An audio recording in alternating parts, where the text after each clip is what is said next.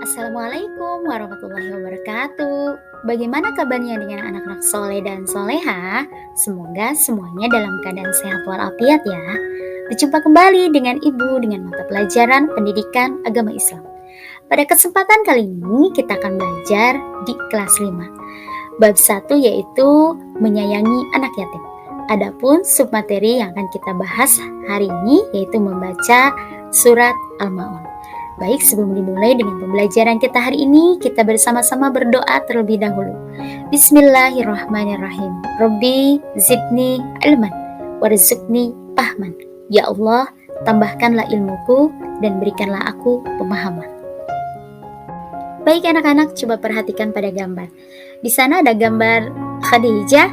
Khadijah sedang membaca Al-Quran. Kata Khadijah, Al-Ma'un artinya barang-barang yang berguna. Dan Al-Ma'un terdiri dari 7 ayat dan Al-Ma'un termasuk golongan Makkiyah.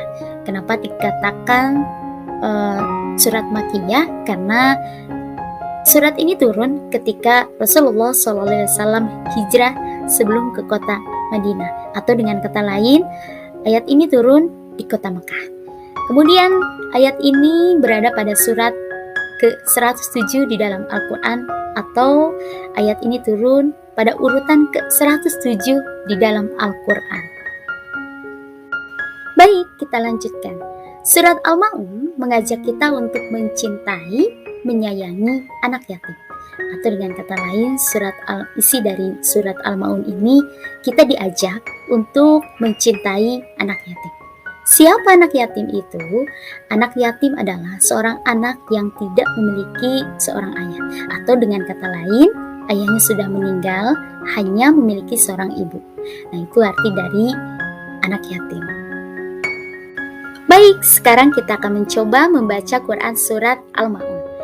Ada baiknya sebelum membaca Quran surat Al-Ma'un, biasanya kita disunahkan untuk membaca ta'awuz terlebih dahulu anak-anak.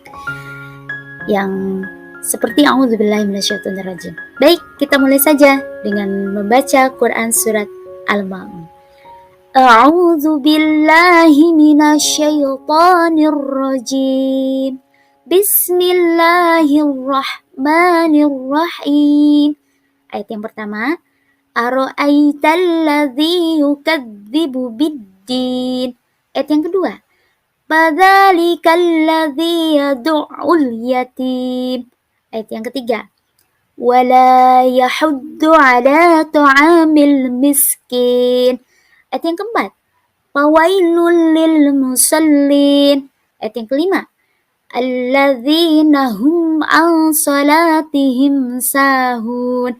Ayat yang keenam, alladzina hum yura'un. Ayat yang ketujuh, wa yamna'unal ma'un. Mudah ya anak-anak membaca Quran surat Al-Ma'un. Baik, kita coba lagi sekali lagi. A'udzu billahi minasyaitonir rajim. Bismillahirrahmanirrahim. Ara'aital ladzi yukadzibu biddin. Fadzalikal ladzi yad'ul yatim. Wala yahuddu ala ta'amil miskin. Fawailul lil musallin alladzina hum an salatihim sahun alladzina hum yura'un wa yamna'unal ma'un. Shadaqallahul azim. Baik, untuk membaca Quran surat Al-Ma'un harus terus diulang-ulang.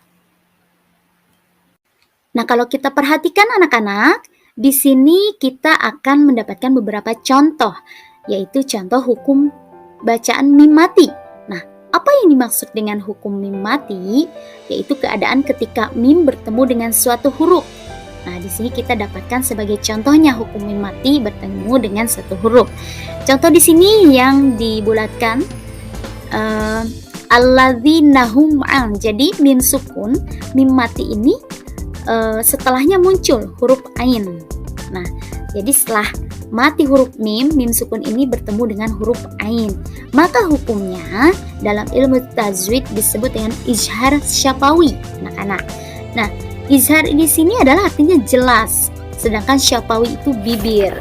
Jadi dibacanya jelas di bibir. Nah, kemudian ada contoh lain, sholatihim sa. Jadi mim sukun, mim mati itu setelahnya bertemu dengan huruf sa.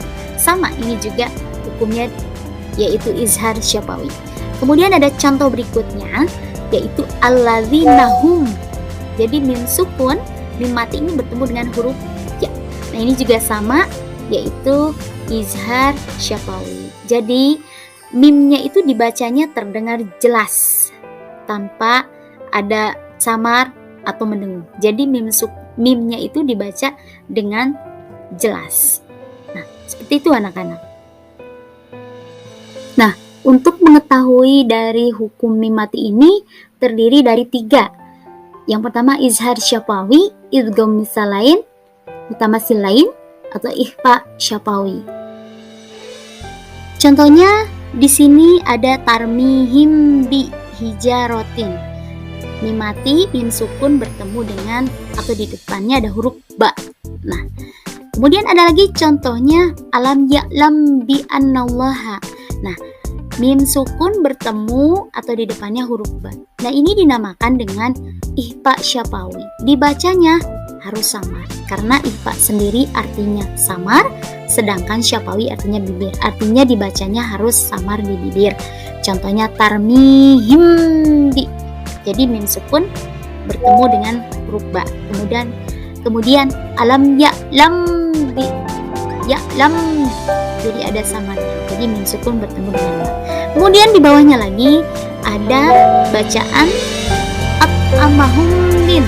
Mim sukun bertemu dengan huruf mim. Kemudian ada contohnya lagi wa amanahum min. Wa amanahum min.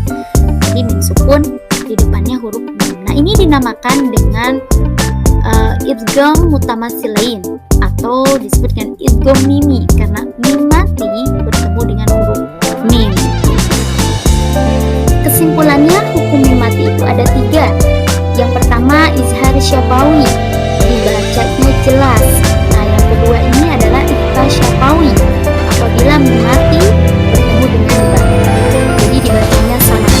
Nah, kemudian ada mim mati bertemu dengan huruf mim, dibacanya tetap menjadi mim. Ini namanya idgham mutamatsilain atau idgham mimi. Selain bertemu dengan huruf mim dan ba, ini hukumnya adalah izhar syafawi. Nah, sampai di sini bisa dipahami ya anak-anak? Udah ya anak-anak? Pahami hukum bacaan mim mati. Alhamdulillahirabbil alamin. Pembelajaran kita hari ini sudah selesai. Terima kasih sudah menyimak. Kita tutup dengan membaca doa alhamdulillahirabbil alamin. Wassalamualaikum